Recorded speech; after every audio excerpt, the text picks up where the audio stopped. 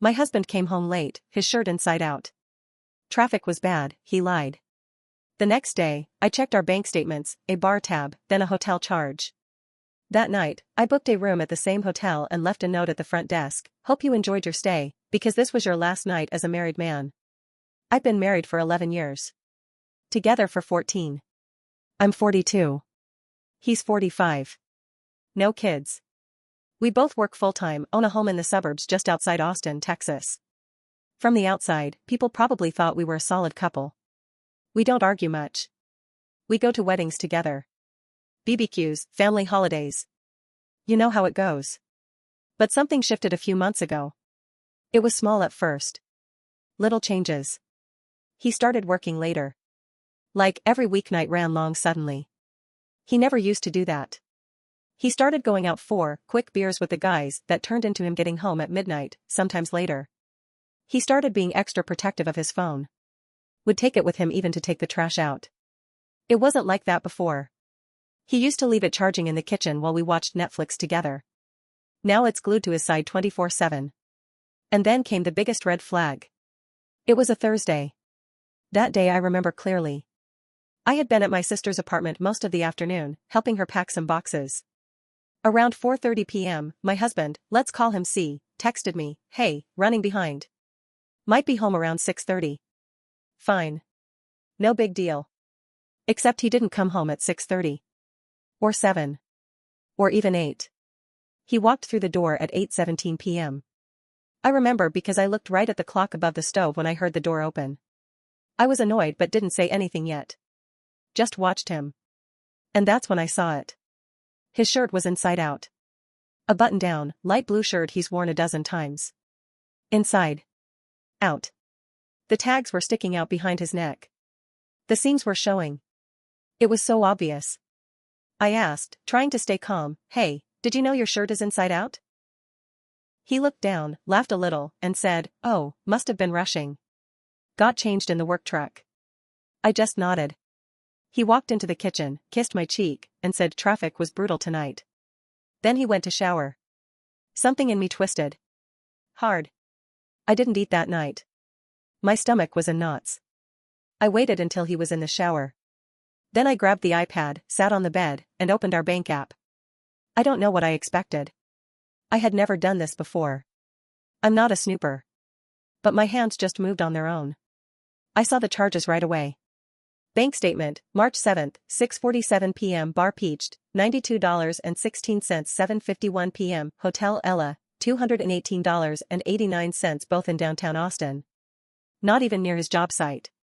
And no, he never mentioned any drinks or hotel. In fact, when I asked where he was around that time, he said he was stuck on the freeway off Mopac. I didn't sleep that night. I laid awake next to him, listening to his breathing, feeling my chest crack open with every lie I could now see clear as day. He acted normal. Like nothing had happened. Asked me if I wanted coffee. Kissed me on the forehead before leaving. I smiled back. But inside, I was breaking. I checked the statements again when he left for work. Same pattern. Twice before in the last month, February 15th, $86 bar charge plus $204 at the same hotel. February 27th, $115 at a wine bar plus $260 at Hotel Ella. Always on late work nights. Always back-to-back charges. Always around the same time window. I looked at the timeline and realized something that made my blood run cold. He wasn't just cheating. He was planning it. These weren't mistakes. These were dates. I took the next Thursday off work. Told my boss I had a personal matter. Booked a room at Hotel Ella that morning. I packed a small bag. Nothing dramatic. Just the essentials. Then I drove downtown and checked in around 5 p.m. My heart was pounding the whole drive there. I had never done anything like this in my life. At check-in, I was calm. Too calm. Like I was acting in a play. The receptionist was polite, young, probably college-aged. I gave her my name, my ID, and then asked, "By any chance, is there anyone else here under the last name Martinez?" That's C's last name. Mine too. For now. She paused. Smiled tightly. "I'm sorry, I can't share that information." I expected that. So I wrote a note. A simple one. Folded, no fluff. Hope you enjoyed your stay. Because this was your last night as a married man. Put it in an envelope. Wrote Carlos Martinez on it. I handed it to her and said, please deliver this to room 302. That was a guess, based on the previous charges I saw. Maybe I got it wrong. Maybe I didn't. I went up to my own room and sat on the bed, just, numb. He didn't come home. I got a text from him at 6:41 p.m., running late. Don't wait up. Might be a long one. I didn't respond. At 8:13 p.m., I got a second one, phone's dying. Just wrapping up here. I stared at the screen, gripping it in my hand like it might explode. The nerve. The nerve it takes to lie with that much confidence. Meanwhile, I'm 3 floors away from whatever he's doing. With whoever she is. I cried into the hotel pillow for what felt like hours. I didn't answer when he called. I didn't respond to the texts. I just let them come in one by one. What is this? Where are you? Are you seriously doing this right now? Can we talk? The last one hit different. I messed up. Please don't throw this away. I didn't know what to do next. I still don't. I just sat there staring at the walls of a hotel room he had probably been in a dozen times before. Only this time I was there too. Not hiding. Not clueless. Watching it all unfold. I still haven't said a word to him. It's been 5 days since I dropped the note at Hotel Ella. I thought I'd feel stronger by now. I don't. Instead, I feel like I'm watching my own life from across the room, like someone turned the volume down on everything and I'm just mouthing the words. But here's what happened after my last post. He didn't come home that night. I never expected him to. The next morning, I packed a bag, drove home, and walked into the quiet house like a stranger. My phone buzzed the second I walked through the door. His name on the screen. I didn't answer. He texted instead, I need to see you. Please don't shut me out. I said nothing. 30 minutes later, I heard his truck pull into the driveway. I stood by the kitchen sink, just staring out the window like a ghost. When he walked in, his face was pale. Like he hadn't slept. He said my name. Just once. Quiet. I didn't move. He tried to hug me. I stepped back. Then he said the stupidest thing I've ever heard, it wasn't what you think. I actually laughed. Not because it was funny, but because it was so insulting. You want to explain the bar tab? The hotel? The shirt? All of it? I asked. And then, I swear to God, this man paused, like he was trying to pick which lie would land the softest. She's just a friend. She needed a place to talk. She was going through some stuff. I stood there. Silent. Then I asked, what's her name? He blinked. Sophie. That's when I knew. He never said a name before. Not once. I never said a name. So either he guessed it, yeah right, or she had seen the note. He started crying. This is where things take a turn. I wasn't going to do it. But curiosity got the better of me. I went through his phone while he was in the shower 2 days later. Yes, I know. Maybe I shouldn't have. But after everything he'd done? No regrets. She was still texting him. Still. Messages like, are you okay? She found out? What do we do now? So I did what every woman with a cracked heart and a working Wi-Fi connection would do, I Googled her. Found her LinkedIn. Her design website. Her business Instagram. She's not 29. She's 37. Divorced. Has a 7-year-old kid. Want to hear something insane? One of her Instagram stories, from weeks ago, showed a wine glass and the edge of a bathtub. The tile pattern? Hotel Ella. My blood ran cold. When I showed him the screenshot, he started yelling. Not at me, just yelling. Pacing. Grabbing his head. Telling me he didn't mean to hurt anyone. Then he slipped. He said, she said she was going to tell her kid about me. Wait, what? I stopped him. Her kid knows about you? He froze. I asked him flat out, are you dating her or are you just screwing around with her? His eyes watered up again. Then he whispered, I thought I could manage both. Both. He said it like I was an appointment on his Google Calendar. No. I'm not joking. Sophie called me. This was 2 nights ago. I don't know how she got my number. Maybe she found it on something he left behind. Maybe he gave it to her in some weird attempt to clear the air. I answered thinking it was work. I heard a woman's voice.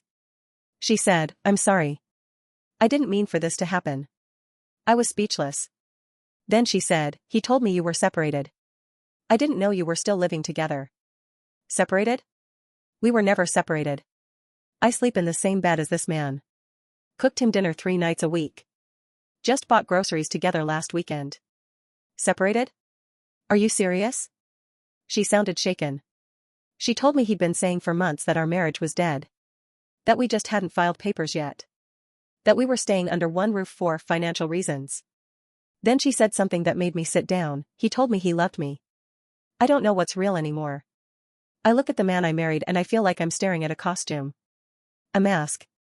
A performance I didn't audition for. He's been apologizing nonstop. Says he wants to fix it. Says he'll block her. That it was a mistake. That he wants to go to therapy. But it's too late. Because even if he blocks her, the damage is already done. She's not the problem. He is. He created this. Fed it. Hid it. Lied about it. And now he's panicking because I finally pulled the mask off. And here's the craziest part? I haven't told him I'm filing for divorce yet. He still thinks there's a chance. So after that last confrontation, the one where he cried, told me Sophie meant nothing, and swore he'd end it, we had what I guess you could call a cooling-off period. I didn't move out. He didn't either. It was this weird, tense stalemate in the house. We weren't sleeping in the same room. Barely talking. But he was trying to show effort, doing chores, leaving coffee out for me, texting me song lyrics like we were 25 again. I didn't respond. I just watched. Then I got a call from Marcy. Marcy's the wife of one of C's subcontractors. I've met her maybe 4 or 5 times at work events. Nice enough woman. Never close friends, just mutuals. She called me out of nowhere. Sounded nervous. I wasn't sure if I should say anything, she started. My heart dropped. That's never how good calls begin. But I heard something, and I think you need to know. Turns out, her husband had been on a few job sites with C over the last few months. He mentioned, casually, that C had a girl on the side. That she came around the job site a couple times. One time she even brought coffee. Her name wasn't Sophie. It was Kayla. I swear to God, I thought I might throw up. I asked Marcy what she meant. She said Kayla was younger, early 30s maybe, and definitely not an interior designer. She worked at a med spa or something like that. And apparently she and C had been off and on for almost a year. A year. So while he was dating Sophie, sneaking into hotels, telling me he was stuck in traffic, he was also juggling Kayla. I checked the bank statements again. There were 2 charges I had glossed over before. February 4th, Glow House Med Spa, $183 Jan 22nd, Dan's Vietnamese Kitchen, $68 both near his job site in South Austin. The spa thing caught my eye. I assumed maybe it was a client gift or work-related. Now? I'm not so sure. I didn't wait this time. I walked right into the living room, held up my phone, and said, "Who's Kayla?" He went pale. Didn't even pretend not to know. Didn't stall. Didn't deny. Just froze. That's when I lost it. So it's not just Sophie, huh? There's another one? How many are there, Carlos? Should I just start calling every woman in your contacts and save us both the time? He started stammering. Said it was a mistake. Said Kayla didn't mean anything. That she was just someone to talk to when Sophie was being too emotional. Too emotional? I screamed. I mean screamed. He told me they only hooked up a couple times and that it was months ago. I asked him when it ended. He said January. Then I pulled up the spa charge. February 4th. He stared at the screen. No words. I went back through the past year's statements. Found 4 different names on Venmo. 2 Uber Eats receipts delivered to an apartment complex I've never been to. Another hotel, this one in San Antonio. He claimed he was at a conference that weekend. It's all unraveling now. He wasn't just cheating. He was living a second life. Maybe even a third. He was emotionally investing in women. Telling them he was separated. Telling me he was overworked. Telling everyone just enough to keep the lies spinning. I started reaching out. Quietly. To the other women. Sophie responded. Said she had no idea about Kayla. She's furious. She said he told her I hit him. That I was unstable and controlling. I've never laid a hand on anyone in my life. She told me something else, too. He said he was going to move in with me in April. He said you were moving to Dallas. I stared at the message for 10 full minutes. That was the moment I realized, this man, the man I've loved for over a decade, doesn't just cheat. He manipulates. Lies. Gaslights. Destroys. And then acts like he's the victim when the walls cave in. I'm not crying anymore. That scares me a little. The numbness. The way I look at him and feel absolutely nothing. Not rage. Not sadness. Just done. He keeps asking if we can go to couples therapy. I keep saying, we'll talk. But I already called a locksmith. I already met with the lawyer again. I already made an appointment to open my own bank account. He doesn't know that yet. But he will. Soon. This is it. I wasn't planning to update this soon, but tonight exploded in a way I didn't expect. I can't sleep. My hands are still shaking. My heart feels like it's been torn out and then stapled back in sideways. But I'm writing this now because I promised myself I'd finish the story. This will be the last update. It started earlier this week. C was still trying to save the marriage. Buying flowers. Leaving little notes. Cleaning the house like that was gonna erase months of betrayal. I wasn't responding. Not really. I was pretending, if I'm being honest. Just enough to keep him calm while I got my own plan in place. What he didn't know was I'd already hired a divorce attorney, set up a private P.O. box, started moving some clothes into my sister's place. Quietly. In pieces. And I told Sophie the truth. I told her about Kayla. The Venmo payments. The hotel charges. Everything. She was sick. She cried on the phone. She said she'd been lied to before, but never like this. She thanked me. Said she was going to confront him too. I didn't expect what happened next. Carlos had planned a casual dinner at a restaurant with some of our mutual friends. He told me he wanted to prove he could still show up as a husband. I almost didn't go. But something told me to. We got there around 7:30. Small group, 5 couples. Everyone smiling, acting like they didn't know there was a nuclear bomb ticking under the table. I had told 2 of the wives beforehand. Quietly. Just in case. Halfway through dinner, guess who walked in? Sophie. She walked straight up to the table. No makeup. Pale. Hands shaking. Then came the sentence that detonated the room. Carlos, how many of us are there? He froze. Dead silent. Every person at that table just stared at him. Someone dropped a fork. I swear it felt like the entire restaurant went quiet. I looked up. I didn't blink. Go ahead, I said. Answer her. He opened his mouth. Closed it. His face turned the color of wet cement. Then she said, you told me you loved me. That you were leaving her. You told me I was the only one. Everyone was frozen.